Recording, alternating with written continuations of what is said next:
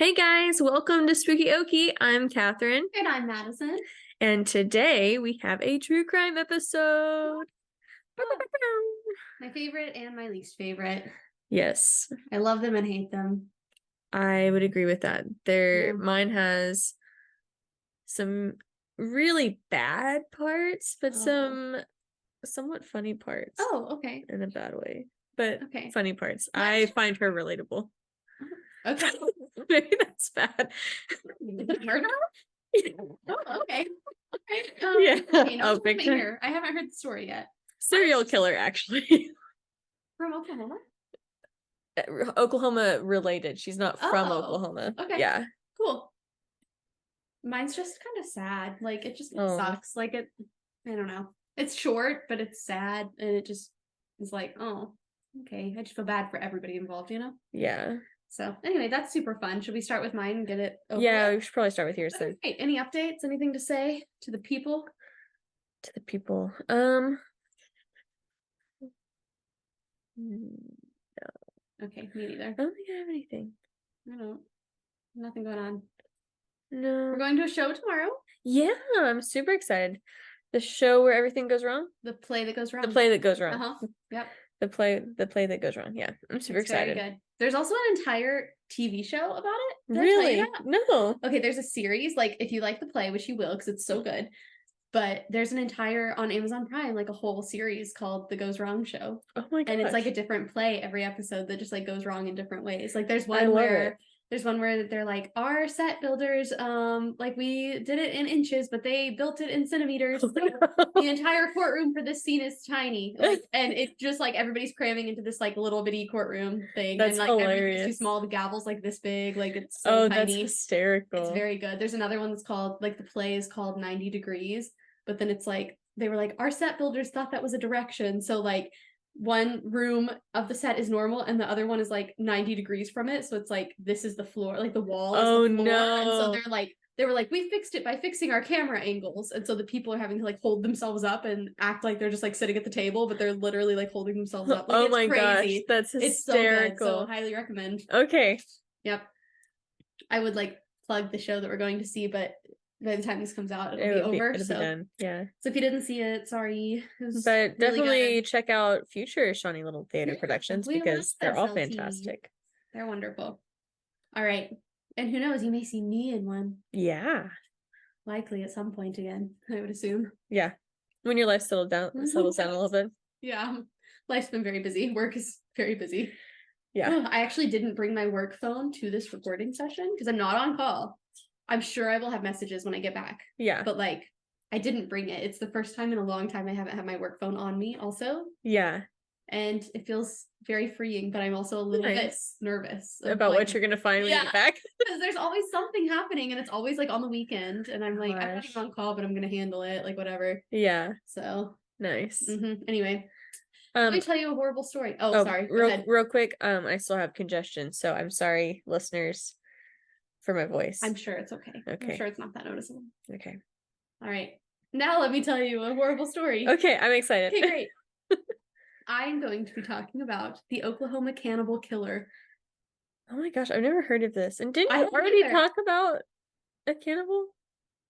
Yeah, I talked about the eunuch maker. Yeah. Remember that? Okay, that might have been my favorite episode. That's one of our highest viewed episodes on YouTube. Is it really? Yeah. That's hilarious. Like, I get it. I would also watch that one if I was trying to pick one. That's what I would be watching. It's the eunuch maker for sure. So anyway, check that one out because everybody else has. Oh my God. I love it. Okay, so this guy's name is Gregory W. I think it's pronounced Canatis. Okay. It's Canatis. Okay. I thought Canatus, but I listened to a podcast that said Canatis. Okay. So I'm going to say Canatis and hope that I'm right. Okay. We'll see. That's fair. All right. So my sources are The Oklahoman again, because they had 2 articles, truecrime.blog, all right, and Morbidology. Nice. All right, let's dive right in. It starts out really horribly already. Like, there's no like happy moments at all in this. It just really sucks. So I'm gonna just, buckle in, hold myself, and get ready for this. Okay. I will say, at least it goes by fast. Like, it's a Okay. fast story. Mine is not going to take very long. It just kind of sucks. And Mine is very long. good. That always works out for us. And usually we do not plan it. But usually it's me being like, I'm sorry, my story is short. And I'm like, well, mine's long, so that works out Every good. time. Also, my cat has the zoomies. She so sure does. She's just zooming around. She was like zooming underneath the table as we're talking. So if there's any weird bangs during this, that is my cat, and she is banging literally into the walls. Yes, so so you can just thank Natasha for that one. All right, here we go. Let's dive in. Okay. On May 5th, 1977, police arrived at an apartment in Midwest City, Oklahoma, to do a welfare check on a man named Theodore Kanatis. Okay. If that's how you say his name. Not sure. Okay. Neighbors were concerned and had reported that no one had seen Theodore in days. Not good. Not a good start. No. Concerning. So, 41-year-old Theodore lived in the apartment with his 20-year-old son, Gregory Kanatis. Okay. When police arrived, they found a horrible scene, as you probably guessed. The apartment was covered in blood. Yikes. Buckle in. Here it goes. It gets horrible really fast. Okay. When they opened the fridge, they found human hands and muscles inside. Oh, okay. On the stove, there was a skillet with other human body parts. Oh, no. Mm-hmm. Okay. So police searched for Theodore and Gregory with no luck. Okay. To see if they could find them, and they were okay. Right. Like, if maybe that wasn't them. Yeah. But early the next morning, a neighbor called police to report they had found Gregory, the son, asleep outside the apartment. Okay. Gregory had apparently fled out of an upstairs window when police arrived the day before to do the welfare check. Okay. So let's back up and get a little history on Gregory, shall we? Yes, please. All right. So 20-year-old Gregory had moved in with his father in November of 1976, which is less than a year before this whole thing occurred. Okay. So he hadn't been with them very long. Okay. He moved in with his father after his mother kicked him out of her home in Hawaii, which really sucks. I would hate to go from Hawaii to Oklahoma. Dang, that is a rough transition. That sucks. Like, wow. You must have messed up bad to be kicked out. And like, oh man, to be kicked out of Hawaii and then come to Oklahoma. I mean, don't get me wrong, I love my state. I think Oklahoma's pretty. Oklahoma's fine in some ways. I think landscape wise, the area is pretty, especially depending on the area. Yeah. Don't judge it just on I-35 as most people do. I like that it has lots of different areas. Kind of. Each corner of the state is a different scene. It's gorgeous. But Hawaii? That's, you know, the one thing we don't have is beaches. Yeah. If I had to trade Oklahoma for something, it would be the beach. Yeah. So that sucks. It really sucks. Okay, so he had to leave Hawaii and come to Midwest City, Oklahoma. And Midwest City, of all places in Oklahoma. There are some nice places in Midwest City, but there's also some very sketchy places. There's very sketchy places in Midwest City. Yeah. So a few months after moving to Oklahoma, I say that living in Shawnee, like there's not sketchy places in Shawnee, but Midwest City. I live in Kanawha. The whole town is a sketchy place. Kanawha, woo! It's gone downhill since I went to high school there. It has. Okay. Great people. A lot of great people. A lot of sketchy people. Rough place. Yeah. So anyway, after a few months after moving to Oklahoma, he was admitted to St. Anthony's Hospital, where he was treated for suicidal tendencies. Oh no, that's not good. He had cut himself to, quote, let the bad blood out. Oh, that's not good. I know. Oh, poor baby. So he remained at St. Anthony's for 2 months. So he would have been like 19 or 20. Like, he was 20 when all this happened. This was a few months before, so like he was 19 or 20. Like, he was young. He was young. Yeah. So he stayed there for 2 months, and he was released on April 2nd, 1977, just 1 month before his father's death. Okay. Yeah. Gregory was escorted to the police station after they found him sleeping outside the apartment. Yeah. Where he confessed to murdering his father. Oh, no. So he had stabbed his father with a new butcher knife before cutting him up and eating him. Oh gosh. I know. It's really bad. Even like reading through it again, I'm like, oh, Like it's worse than I remember, Yeah. So some sources say he cut him into 100 pieces, and then others say he cut him into dozens of pieces. We don't really know. I mean, I guess somebody somewhere knows, but who had that job to count? oh, can you imagine having to count the body parts? No. Mm-mm. Ooh. Ooh. No, I don't like it. I don't want to think about that anymore. I was gonna make more comments on it and I can't. So anyway, we're moving on. Okay. It is believed that Gregory murdered his father sometime on or around May 3rd, so like 2 days before. But then I've also seen, like, I think he said at one point it was 4 days before, but nobody really knows. Okay. So he murdered him and this around then. And remind me, this is like a month after he got out of the hospital? Yeah, he just got out of the hospital. Okay. Like pretty much he probably murdered him like a month to the day after he got out. Right around that. Because they found him on May 5th. Right. He got out on April 2nd. He had been dead a few days when they found him and stuff. So yeah. So he murdered him sometime at the very beginning of May, likely. And then cooked and ate for days from his brain and other body parts. Oh. So he told police that he did this because he didn't want to waste, quote, good meat. What? Yep. I'm not a fan. I'm really done with this story already. Oh gosh. So Gregory stated, quote, "It tasted like steak. I was mad at him, so I chewed him up. It made me stronger." No. I don't like that. That's like horror movie quote. Yeah. Oh. He just needed a lot of help, Yeah. Like, it's so sad. Okay, so he gave multiple different reasons for murdering his father. His attorney, Garvin Isaacs, said, quote, "He repeatedly told me he did what he did because the hawk eagles told him to. He said in ancient civilization, hawk eagles were the rulers." Okay. I don't really know what that means. Like, is that a hawk eagle? Is that an actual kind of eagle? Or did he just kind of come up with that somewhere? I can tell you. Okay, great. Bird app. Bird app? You have a bird app? I have like 3 bird apps. Why do you have so many bird apps? I'm an environmental science major. Why would I not have 3 bird apps? Okay, I guess that is the question. My favorite app though is iBird Ultimate that I paid $20 for. I liked it when I glanced over while you were looking at your bird apps. The first one that caught my eye was Duolingo, and I was like, that's not the same kind of bird app. No. Hawk. There's no hawk eagle. Okay, so eagle. No. I think he just made that up. So the attorney also said, like, this is kind of the second part of his quote. He said, "If he was on his meds, he was a very lovable, likable guy. But if he's off the Thorazine, look out." Oh, just so sad. It's like all he needed was like good mental health care. Yeah. Oh, that's sad. So, then Gregory's father's fiance, so his like almost stepmom, basically, Patricia Browning, said, quote, "He claimed he killed his father at the direction of razor heads from Greece who were in the walls.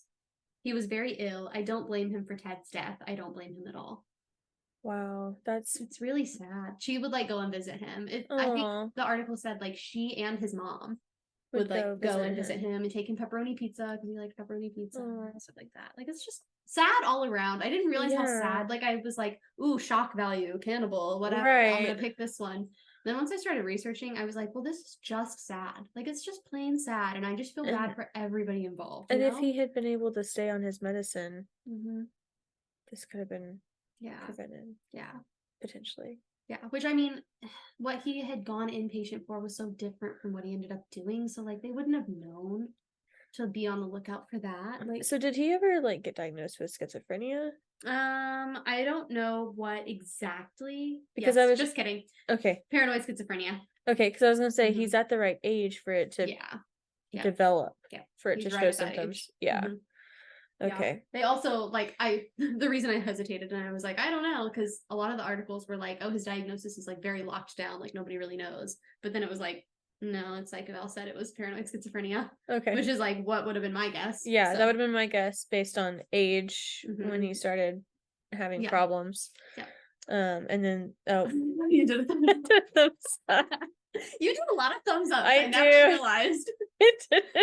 I talk a lot with my hands. That's the issue. And you apparently have your thumb out the whole time. Well, the other day I had like weird fingers up and it didn't. That's true. So yeah, that's true. Okay, so anyway, those are two of the reasons he gave. So it was the hawk eagles, and then razor heads from Greece, which I don't know what that means. I mean, it doesn't mean anything. No, I guess it doesn't. Yeah.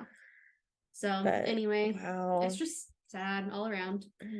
So Gregory was charged with first-degree murder in Oklahoma County and sent to a hospital in Norman for evaluation. So it would have been like the Norman Mental Hospital at the time, or it became like Central State Hospital or something like that later on. So that's where he was sent. A psychiatric evaluation determined that Gregory was suffering from paranoid schizophrenia, and they dropped all charges against him because he was unable to stand trial due to being mentally incompetent. Okay.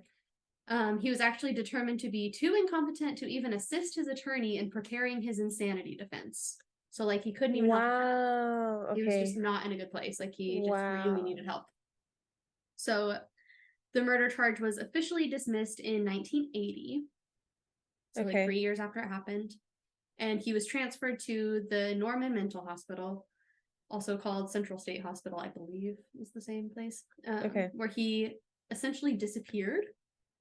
Because it's like, you can't really track a patient's status in the mental health system. Okay. The public can't. So people didn't know where he was for a long time.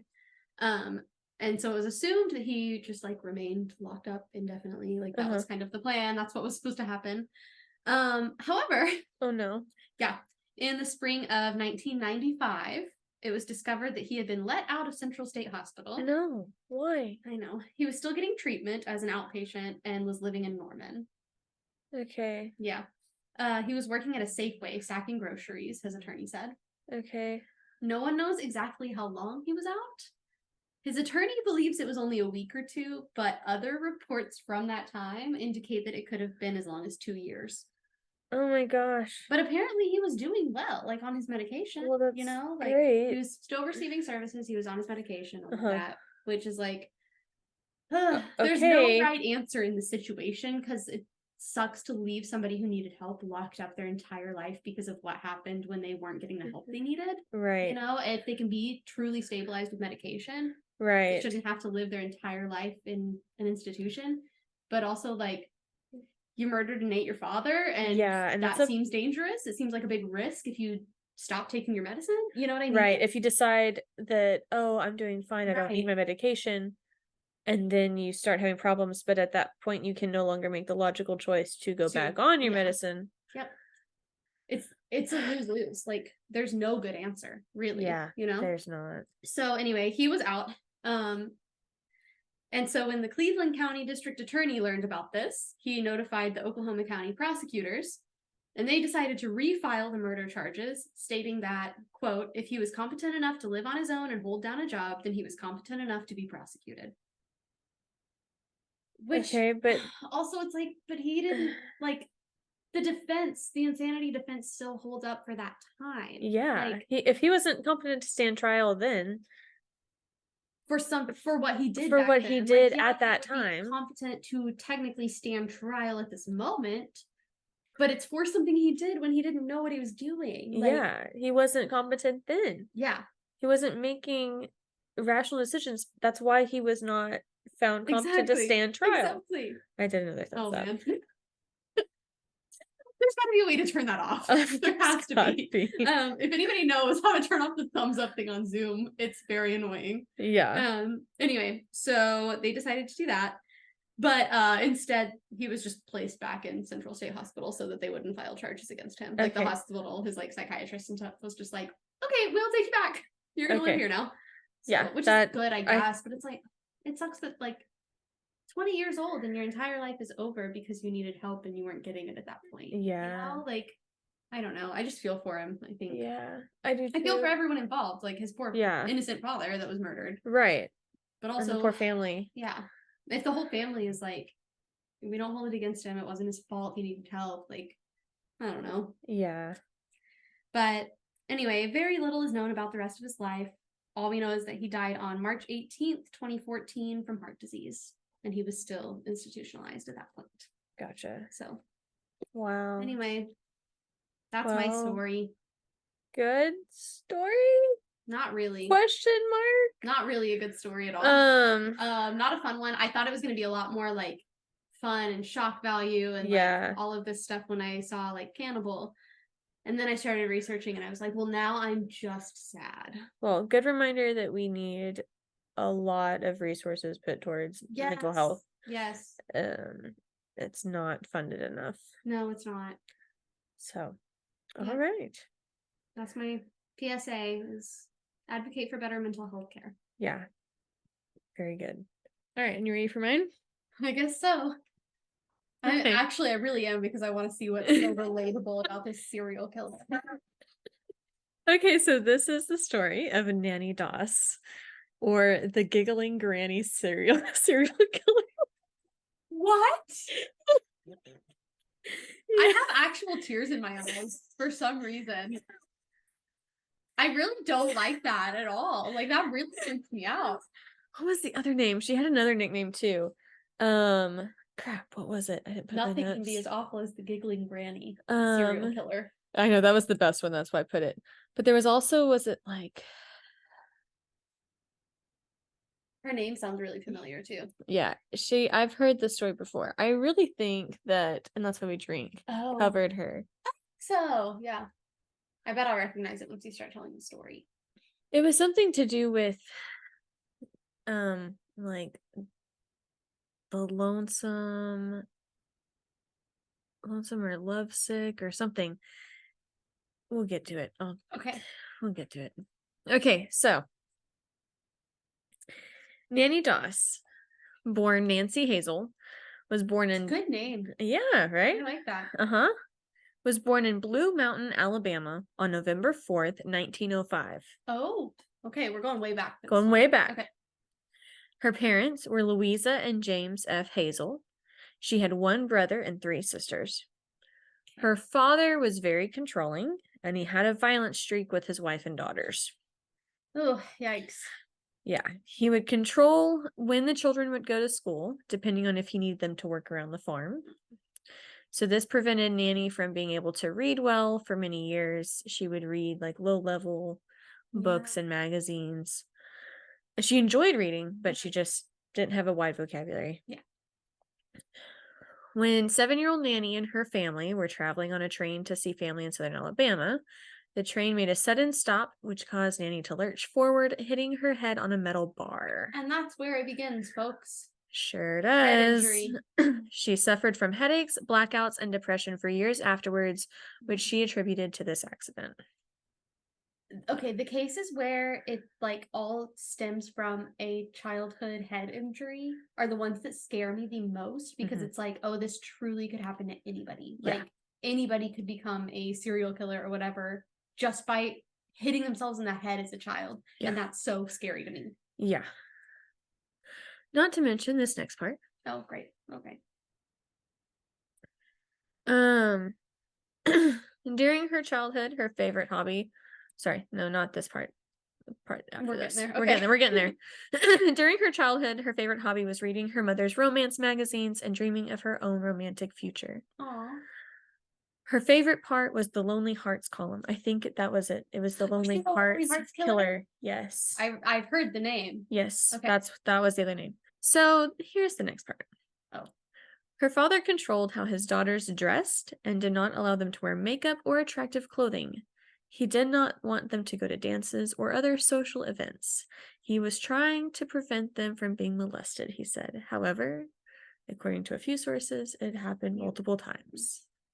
Okay. So that doesn't help anything. Yeah. Okay. In 1921, when she was 16 years old, some stories said 15 years old. Okay. So 15, 16, her father approved of Charlie Briggs, who was a young man that Nanny worked with at the linen factory. And because he approved of him, they got married. Oh, okay. Yes. I mean, that's not unusual for back then. No. I think my like great grandmother got married at like 14 or something. Yeah. I think her mom got married at 13, like something like that. Yeah. She was finally free of her controlling father. However, Charlie's mother moved in with them, and she proved to be as controlling as her father was. Oh no. Yes. Not violent as far as I read. Okay. But still very controlling. much manipulated her life. Okay. Years later, Nanny wrote, I married, as my father wished, in 1921 to a boy I only knowed about 4 or 5 months who had no family, only a mother who was unwed and who had taken over my life completely when we were married. Oh. Okay. She would not even let my own mother stay all night. What in the world? Yeah. If Nanny wanted to go out and dine out with her husband, if Mrs. Braggs didn't want to go, then they would not go. She would pretend to be dizzy or suddenly faint, and they couldn't go out. That's ridiculous. Yeah. Nanny and Charles had 4 children. They were born between 1923 and 1927. Oh. Okay. Yes. Yikes. Under a lot of stress, Doss started drinking, and her casual smoking habit became a heavy addiction. The marriage was an unhappy one, and both suspected each other, correctly so, of infidelity. Oh. Braggs often disappeared for days on end. Okay. This is not one of the relatable moments. Okay. Got it. Trigger warning. Oh no. Okay. Especially for you. Oh, especially for me? Yes. Okay. One day, Braggs came home to find his 2 middle daughters dead on the floor. Nanny said that they had died of food poisoning. The local doctor conducted an autopsy and ruled it as food poisoning. But Charlie was not convinced. How old were they? Young. Okay. Okay. I don't actually know exactly what age, but Okay. young. Yeah. Shortly after burying the children, he left with their eldest daughter, Melvina. So he took her. I recognize the story because I recognize her name. Yes. Okay. However, he left the newborn with the woman he with Nanny. Suspected of maybe murdering their other 2 children? Yes. Great. Sounds like a good call. Yeah. Abandoned, Nanny became responsible for their youngest daughter, Florine, and her mother-in-law. Nanny earned the sympathy of the community, but no one suspected that the death of the 2 children was the start of Nanny's killing spree. This. Shoot. Okay. I don't remember there being an Oklahoma tie in here. Okay, interesting. Yep, there is. I'm not doubting you. I double checked. Okay. I'm not doubting you. I'm just saying I don't remember. Interesting. I actually had not remembered either until I was reading this. Interestingly enough, his mother also died around this time. So he left his mother too. Oh. He left his mother with her. Huh. And she died seemingly of natural causes. Perhaps. I feel like it wasn't so natural. Doss took a job in the cotton mill to support Florine and herself. Mm-hmm. In the summer of 1928, Braggs returned with Melvina, but also... So their middle 2 were very young. Yeah. Like less than 5. Yeah. Oh. Yeah. Okay. Probably like 1 and 2. Yeah. Okay. So in 1928 he returned with Melvina and another woman. Great. Okay. A divorcee with her own child. Okay. So Doss and Bragg soon divorced. No. Okay. Go figure. Right. I saw that coming. Yes. And she returned with to her mother's home, taking her 2 daughters with her. So she's got both of them now. So now she's got both of them. Okay. Why he decided to give her back Melvina after his suspicions, I don't know. But, and here's the interesting thing. He at one point later on said that he never would eat anything or drink anything that she gave him when she was mad. Huh. Yeah, but yet let her their daughters go with her. My goodness. Yeah. Okay. That's insane. He always maintained that he left her because he was frightened of her. So you left your 2 small children with her? Yep. Ah, makes me mad. So, Nanny put up a Lonely Hearts ad in the paper to find her next husband. Don't do it. Gentlemen, please don't. Frank Harrelson answered the ad. He wrote her poetry and she sent him a cake. Frank, no, run. And the two fell in love and got married. Oh no. The couple lived with Nanny's daughters, Melvina and Florine. There's a gnat in my face. Oh, yep. Got on camera too. Oh, look at that. These people will know that I'm not crazy for being like, what is it? Okay. It wasn't long before Nanny realized that Frank was an abusive alcoholic. Cool. Great. However, Nanny endured the abuse for about 16 years. Oh my goodness. Yes. She didn't just kill him off? No. That's surprising. In the midst of Nanny's troubled marriage with Frank, Melvina got married and had 2 children. Shortly after her daughter was born, Nanny was rocking her granddaughter to sleep when she suddenly died. Melvina, this is really, really bad. This next part. Okay. Trigger warning, skip ahead if you want to. Melvina thought she saw her mother sticking a pin in her daughter's eye, but she was still groggy from childbirth and doubted herself. I hate it so much. I can't make any comments on it. No. Back at home, a few days later, Melvina told her husband and Florine about what she thought she had seen, and her confidants were startled. They had seen Nanny toying with such a pin, turning it over and over between her fingers earlier in the evening. Yeah. So was this the newborn that This was the newborn that died. Yeah. Okay. Yeah. So her grandchild. Her grandchild. I hate this story so much. Just wait. Just half a year later, Melvina left her son Robert under her mother's care. Why? I don't know. The only thing I can think of is that maybe she didn't have any other options. And she didn't have any confirmation that she had really seen Right. that. She had just given birth. Yeah. The baby was a newborn. It was still healthcare still at that point was not what it is today. Because also the mortality rates are high. And one article, I don't think I put it in the notes, but a doctor looked and could not confirm what caused the death of the newborn. Okay. He could not say.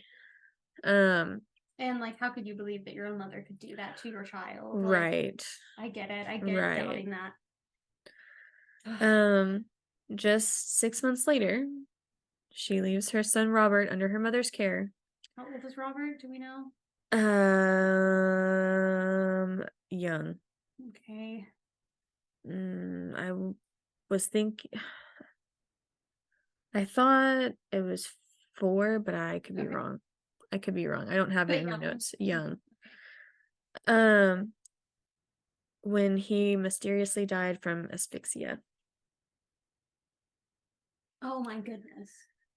Yeah. Nanny. That's both of her babies. Yes. That is so awful. Yes. Nanny seemed heartbroken. She didn't know what happened.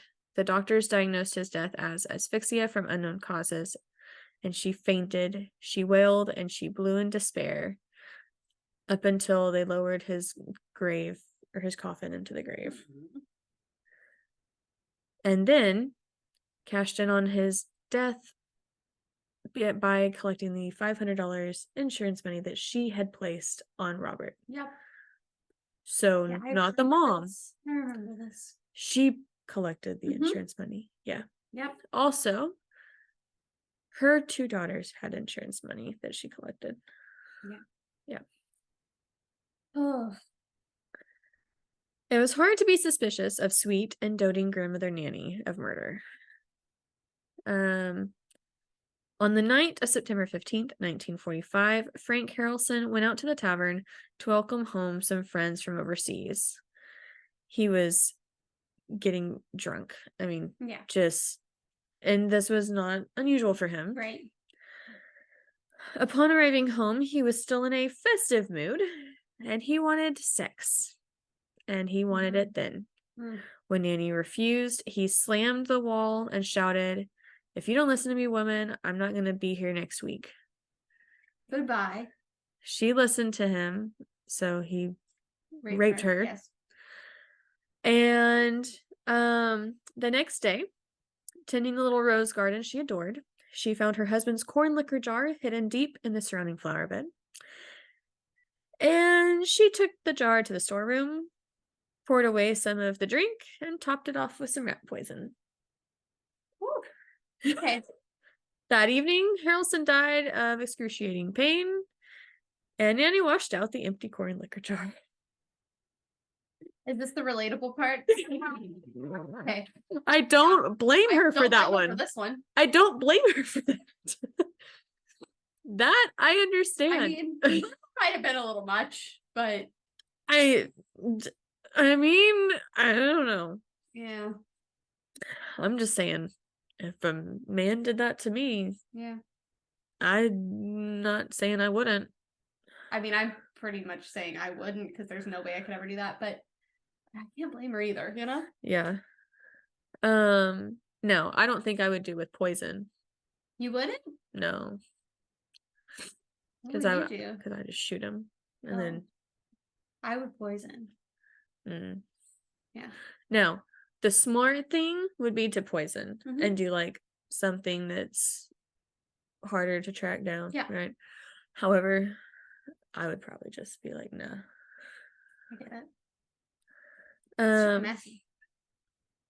Yeah, it is messy, but I'd poison. Okay. We should cut this out. I would never actually poison somebody. Let's be clear. Think I should throw that out there. Yeah. I could never. I can't. This is all hypothetical. I could not harm a person. I can't do that. Like, don't have it in me. All right. So, I apparently left this out too. Okay. But,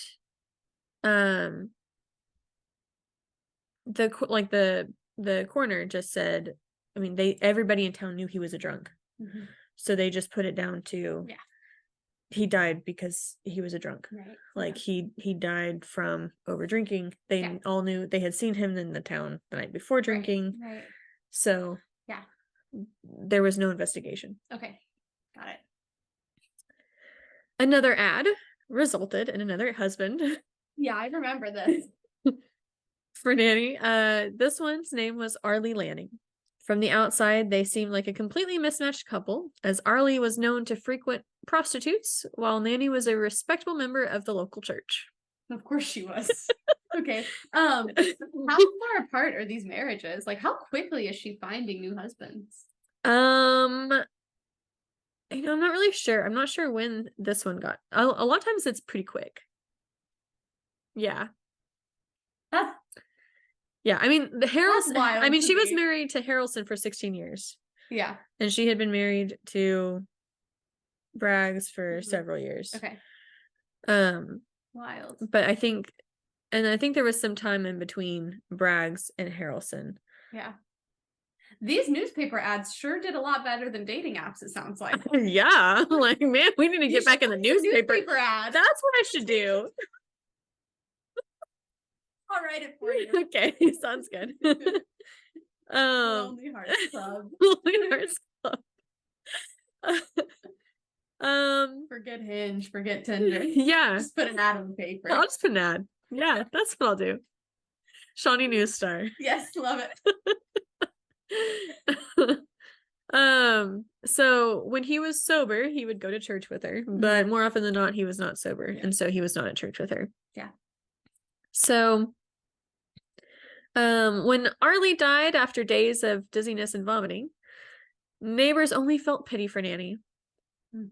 He just sat down one morning to drink a cup of coffee and eat a bowl of prunes I especially prepared for him, Nanny told her neighbors, gathered around his coffin. Breakfast. Prunes come up quite often. Really? Prunes and coffee. Interesting. She kept them regular. I guess so. Up until then, Why, let me tell you, he looked in fine shape. Then, well, 2 days later, dead. I nursed him. Believe me, I nursed him. But I failed. For an extra touch, she dabbed her eyes with her handkerchief. She's good. She's good. She's good. Poor Arlie. You know what he said to me before he breathed his last? Nanny, it must have been the coffee.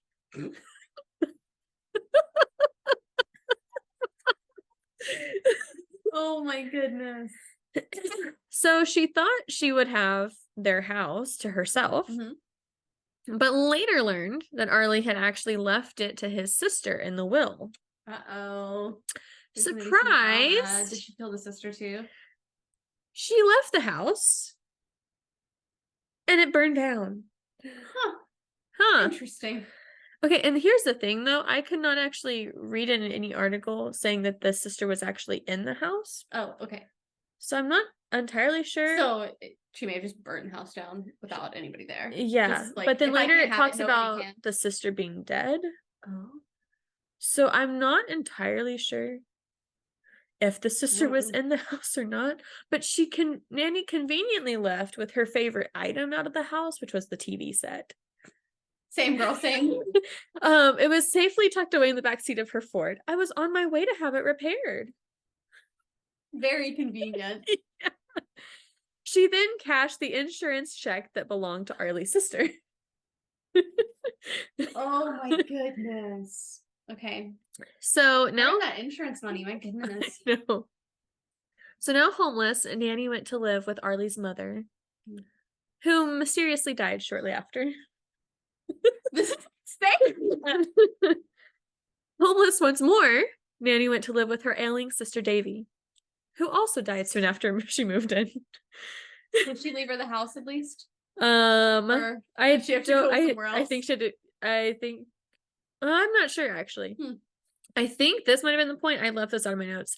There was at one point where we were not quite sure about her history, where she went. There were like rumors that she went to like New York, some other places. In New York, there was another man that mysteriously died, and they're not sure if she might have been with him during that time. So, not sure. She was good. She was good. She was good. So, I don't know. Oh, you did a thumbs up again. And it's always on my face.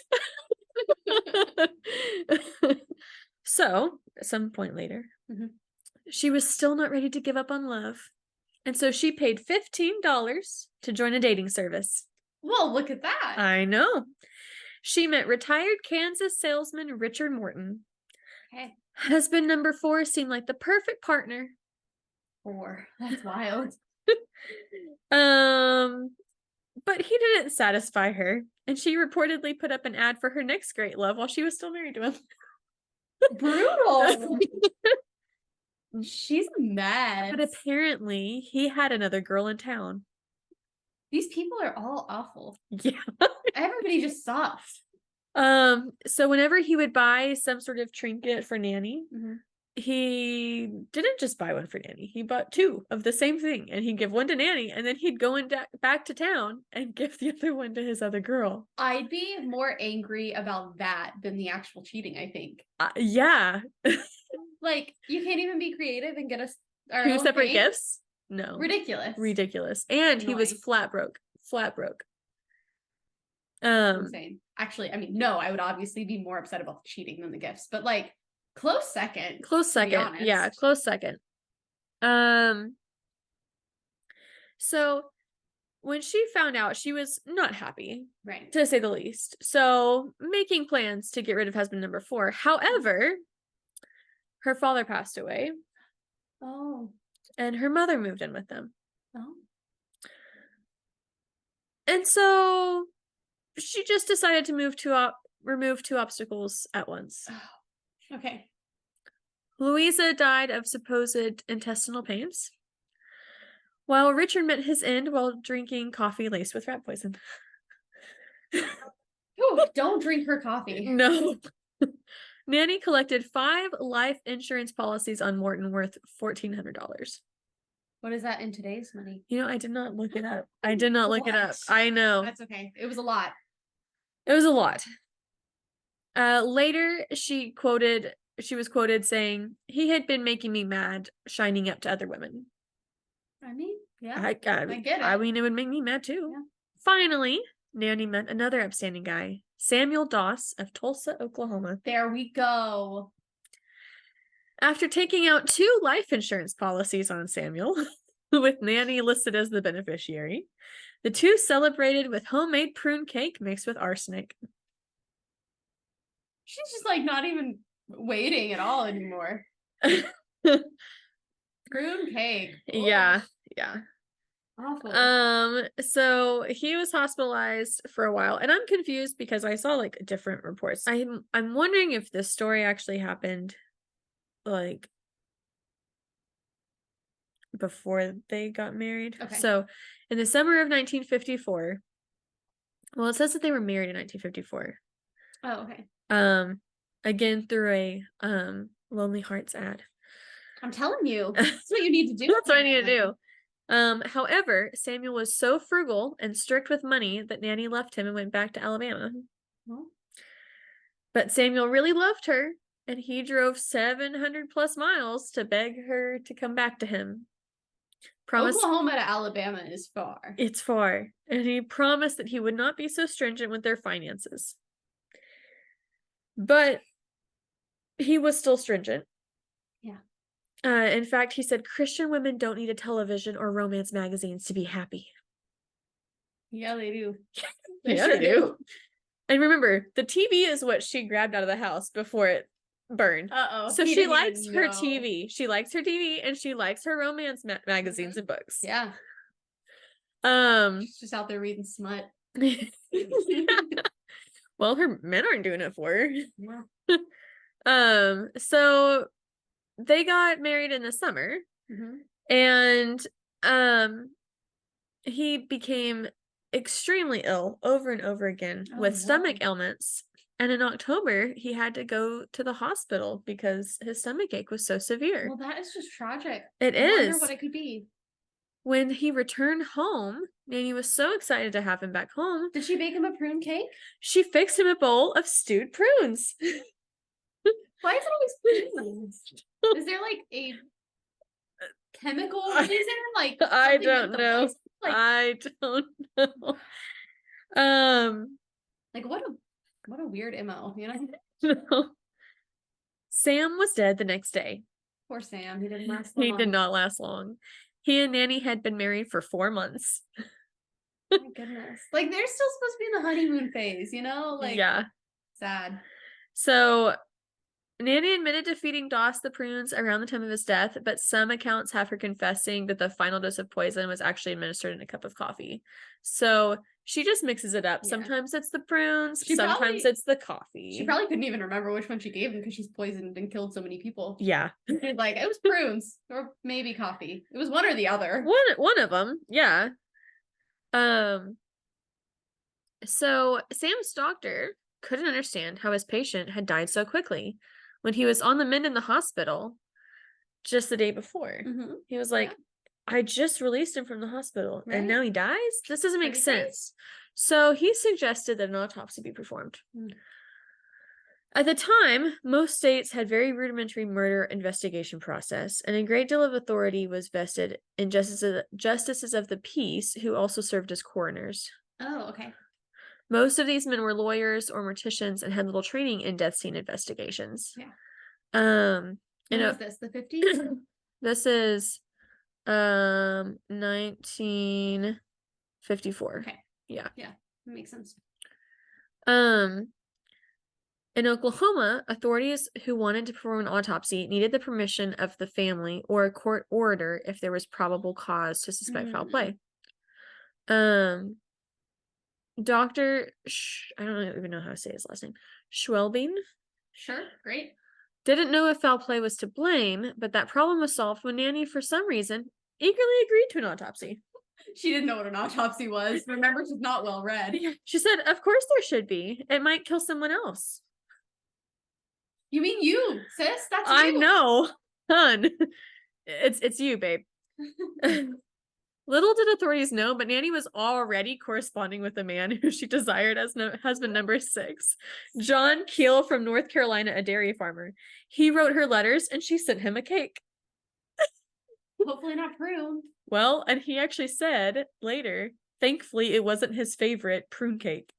Whose favorite is prune cake? I mean, it was like apple and prune cake or something. Yeah. And I'm like, prunes are just like really popular during this time, apparently. It's so weird. Yeah. I mean, interesting. I like prunes, but not like that. No. Certainly not enough to be my favorite cake. No. Are you kidding? Not when chocolate cake exists. I was about to say, not when there's chocolate cake. Yeah. So, Oklahoma authorities tried to get a confession out of Nanny shortly after her arrest. Instead of confessing, she started giggling and flirting with the detectives. She did. Just I get husband's number 789 lined up, you know? Yeah. But since none of the detectives wanted to be her 6th husband, Nanny finally confirmed killing Samuel because they wouldn't let her watch her favorite TV show. Okay, great. I want to know what her favorite TV show was. No, it does not. That's the most important piece of information in this so far. So, at first, Nanny refused to acknowledge her role in Sam Doss's poisoning. He was her husband, she said, and would not have harmed him. But the husband wouldn't let up. They said arsenic does not come naturally with pork meat or coffee beans. And in fact, when Sam had been admitted to the hospital a month earlier, he had just devoured a plate full of her prunes, and they said, were they poisoned too? And she said, I don't know what you're talking about. The giggle. I forgot that she was called the Giggling Granny or whatever. Me? Poison? Don't do that. I hate that so much. Hour after hour, they drilled her, trying to get her to pay attention to them, never mind the copy of the romance magazine she kept thumbing through. Just reading smut in the police station. Put the magazine down, Nanny, and listen to us. Nanny, look at us. Why did you kill Doss? Ordinarily, they wouldn't have put up with this crap. However, how can you be mean to the sweet grandmotherly type? Wild. I mean, she's what, like 50 now? In her 50s, early 50s? Yeah, early 50s. Yeah, about to be 50. Yeah. Okay. Yeah. They said, Nanny, we've been here for hours. Aren't you getting tired? You killed him. We know you killed him. You know you killed him. Oh, boys, come on now. I killed nobody. I don't know why you think I did. I hate it so much. And it even says she fluttered. Nope. Fluttering the eyes. Definitely not. Okay, so we've made phone calls, Nanny, and we've learned that Mr. Doss was your 4th husband to die of the same symptoms. We're putting 2 and 2 together, and you might as well just come up with it. Arsenic, Nanny. We believe they all died of arsenic. It would just be easier if you admit that what you've done before we have to find out for ourselves. Are you saying, young man, that I killed all my husbands? I love that you're just like reading a transcript of that. We moved past storytelling. We are into direct quotes the entire time. I love it. You're a nice looking young man, but so foolish. She flips through her romantic hearts publication. So finally, he ends up taking away her magazine. Good. And let me guess, did she confess to everything just to get her magazine back? So finally, she ends up confessing to poisoning Doss's coffee, but not out of maliciousness. He wouldn't let me watch my favorite programs on the television, and he made me sleep without the fan on the hottest nights. He was a miser, and, well, what's a woman to do under those conditions? Maybe have a talk about it.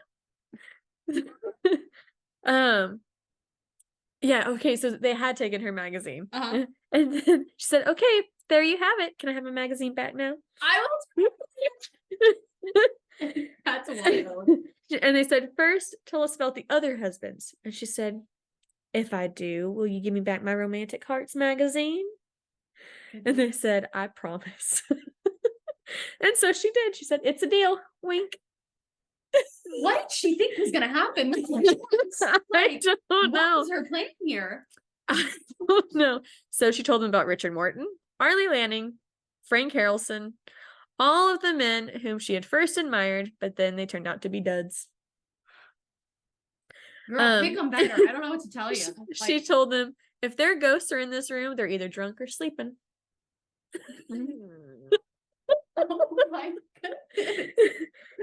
She even said that in regards to Samuel, I killed him because he got on my nerves. That's how about just take some time apart? Like, I mean, I wouldn't go so far as to kill a man, but like the disregard she has for them, I'm like, I mean, that's me unhinged. I stopped talking to them once they start getting on my nerves, but I don't kill them. That's hinge. And that's stopping talking to somebody. That's not murdering your husband because he's a little bit annoying. That's insane. Oh my goodness. A police stenographer who took down Nanny's confession said she was as calm and composed as she might have been if she were getting baptized. That's scary. Isn't that crazy? So, she eventually confessed to killing her other husbands, but she was never tried for them. She only was tried for Samuel Doss. Okay, and this was in Oklahoma. This was in Oklahoma. Wild. She did not admit, however, to killing any of her family members. She did it. I mean, she did, yes, but she never she was never charged for those. She was sentenced to life imprisonment and did not get the death penalty. Some reports said it was because of her gender, while other reports said it was because she was not mentally healthy. One could argue, is anybody who kills people mentally healthy? Yeah, like if it's not out of self-defense or things like that. Right, who kills definitely 4 people, but really probably 11. Your own children too. Yeah. And grandchildren. And grandchildren. Yeah. Wild. So one reason she's called the Giggling Granny is because she would willingly talk to reporters and she would giggle the whole time she would talk to them. That's so creepy. I hate it. I hate it so much. So she died of leukemia in 1965 while incarcerated. This case resulted in the Oklahoma legislature passing a law requiring an examination by a medical examiner of all individuals who die without being attended by a physician. Good. So, but right before she passed away in prison, a Tulsa World reporter visited her in prison, and she said, "When they get shorthanded in the kitchen here, I always offer to help out, but they never let me."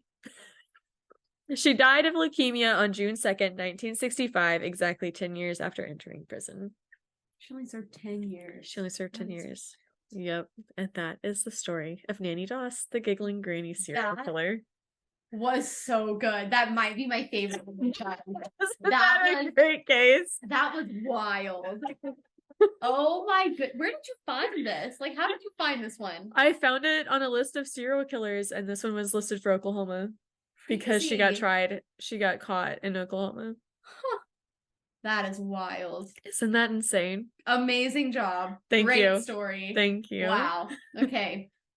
I know. It's a great case. It's awful. It's awful, but it's a great case. The whole time you're like, there's no way this is real. I know, because she never gets questioned. They're like, she was this like sweet. Yeah. At first, she's this like sweet, pretty young woman, this widow that the church and the town love. Yeah. And then as she gets older, she's the grandmotherly type, and so nobody is gonna suspect her. She bakes all the time. Yeah, prune cake.